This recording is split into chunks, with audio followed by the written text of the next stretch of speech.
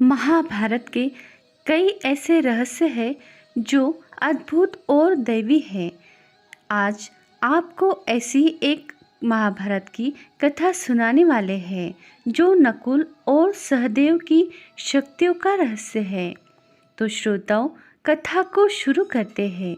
नमस्ते श्रोताओं, जय श्री कृष्ण। महाभारत में कई घटना, संबंध और ज्ञान विज्ञान के रहस्य छिपे हुए हैं। महाभारत का हर पात्र जीवंत है, चाहे वह कौरव, पांडव, कर्ण और कृष्ण हो या धृष्टद्युम्न हो, शल्य, शिखंडी और कृपाचार्य हो। महाभारत सिर्फ योद्धाओं की गाथाओं तक सीमित नहीं है। महाभारत से जुड़े शाप, वचन और आशीर्वाद में भी रहस्य छिपे हुए हैं, क्योंकि महाभारत का हर व्यक्ति रहस्यमय था। वैज्ञानिकों ने महाभारत संबंधी अब तक जितनी भी खुदाई की हुई है या उस काल के तथ्य मिले हैं, वे सभी मानव इतिहास के रहस्यों से पर्दा उठाते हैं। किसी भी देश के इतिहास को धर्म के चश्मे से नहीं देखा जा सकता। आओ हम जानते हैं कि महाभारत काल के ऐसे दो लोगों के बारे में जिनके बारे में कम ही सुना जाता है। उन दोनों ही योद्धाओं में अद्भुत क्षमता थी। वे दिव्य थे। वे आम मनुष्य की तरह मनुष्य नहीं थे। वे कुछ और ही तरह की क्षमता से संपन्न थे। उन दोनों का नाम है नकुल और सहदेव। इनकी चमत्कारिक शक्तियों के पहले जानते हैं इनके जन्म और जीवन रहस्य के बारे में। नकुल और सहदेव 5 पांडवों में से 2 नकुल और सहदेव दोनों ही माद्री अश्विन कुमार के पुत्र थे, लेकिन उनको पांडु पुत्र माना जाता है क्योंकि माद्री पांडु की पत्नी थी। धृतराष्ट्र के बड़े भाई पांडु थे। पांडु को शाप था कि वह जब भी अपनी कुंती या माद्री के साथ सहवास करेंगे तुरंत ही मृत्यु को प्राप्त हो जाएंगे। इसलिए कुंती को प्राप्त मंत्र शक्ति के बल पर 4 पुत्र उत्पन्न हुए और वही मंत्र विद्या उन्होंने माद्री को बताई, जिस कारण माद्री को 2 पुत्र हुए। इस तरह दोनों को 6 पुत्र मिले, जिसमें कर्ण भी शामिल थे। अब जानते हैं कौन थे अश्विनी कुमार। यह 33 देवताओं में से 2 थे जिनको अश्विनी का जुड़वा पुत्र माना जाता है।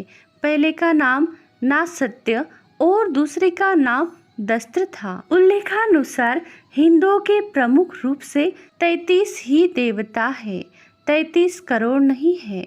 जब नकुल और सहदेव का जन्म हुआ तब आकाशवाणी हुई कि शक्ति और रूप में ये जुड़वा बंधु स्वयं जुड़वा अश्विनों से भी बढ़कर होंगे।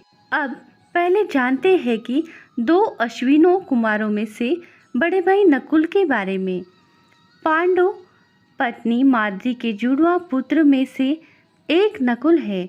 नकुल सहदेव से बड़े थे। दोनों को ही अश्विनों कुमारों के औरस और पांडु के क्षेत्रज पुत्र कहते थे। मद्र देश के राजा शल्य नकुल सहदेव के सगे मामा थे। शल्य श्री राम के कुल से थे। शल्यु कौरव की ओर से लड़े थे। नकुल के नाम का अर्थ है परम विद्वान। नकुल ने अपने पिता अश्विन कुमार की तरह ही धर्म, नीति और चिकित्सा शास्त्र में दक्षता हासिल की थी।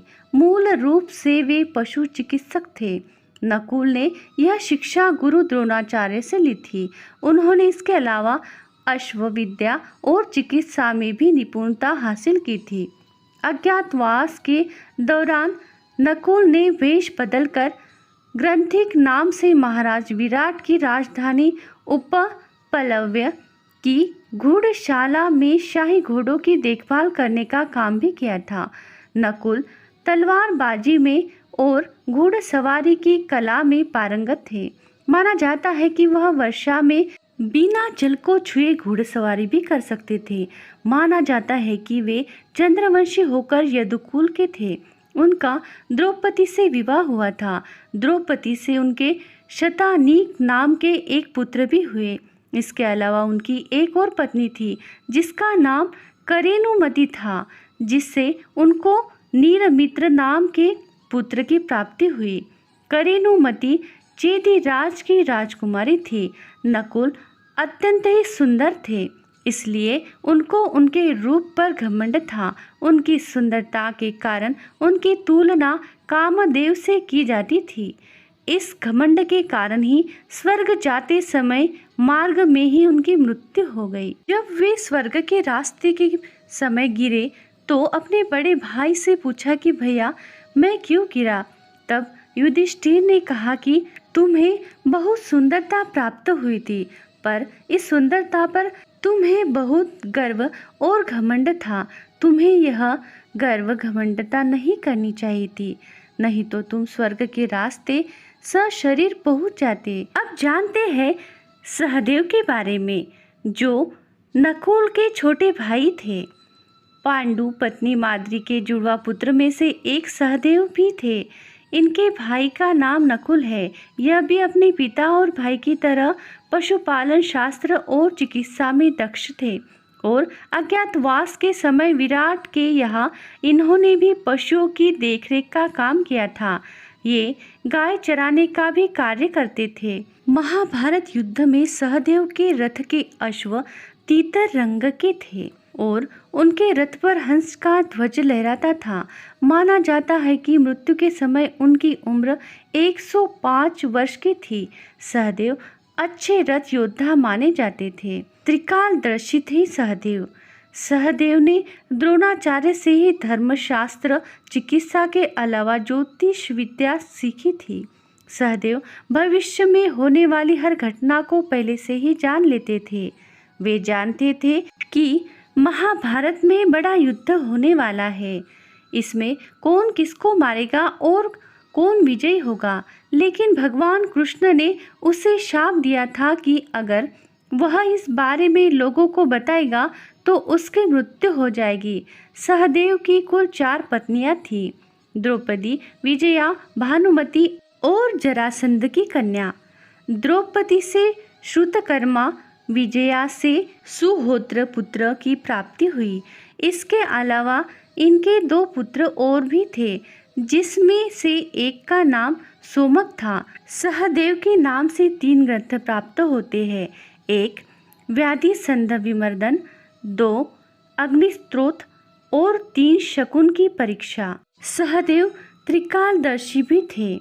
उनके त्रिकालदर्शी का रहस्य भी जानते हैं कि उनको कैसी शक्तियाँ मिली है। सहदेव के धर्मपिता पांडु बहुत ही ज्ञानी थे। उनकी अंतिम इच्छा थी कि उनके 5 बेटे उनके मृत शरीर को खाएं, ताकि उन्होंने जो ज्ञान अर्जित किया है वह उनके पुत्रों में चला जाए। यह सिर्फ सहदेव ने ही हिम्मत दिखाकर पिता की इच्छा का पालन किया। उन्होंने पिता के मस्तिष्क के 3 हिस्से खाए। पहले टुकड़े को खाते ही सहदेव को इतिहास का ज्ञान हुआ, दूसरे टुकड़े को खाते ही वर्तमान का और तीसरे टुकड़े को खाते ही भविष्य को देखने लगे। इस तरह वे त्रिकालज्ञ बन गए। पांडवों ने अलग अलग दिशाओं में जाकर अपने राज्य का विस्तार किया था। सहदेव ने त्रैपुर एवं पौरवेश्वर राजाओं को परास्त कर दक्षिण भारत के समुद्र तटवर्ती राजाओं को परास्त किया था। उन्होंने शुपार्क, तालाकट, दंडक, समुद्र द्वीपवासी, म्लेच्छ, निषाद, पुरुषाद, कर्ण प्रावरण, नर राक्षस योनि, कालमुख, कोलगिरी, सुरभिपट्टन, ताम्रद्वीप, रामक पर्वत और तिमिंगल आदि राजाओं के राज्य को अपने अधीन कर लिया था। तो श्रोताओं, यह थी नकुल और सहदेव के अलग रहस्य के बारे की कथा।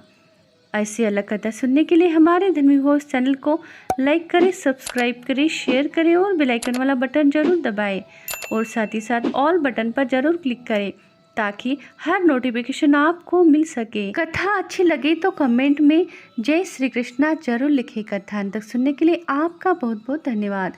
बोलो जय श्री कृष्ण, जय सिया राम।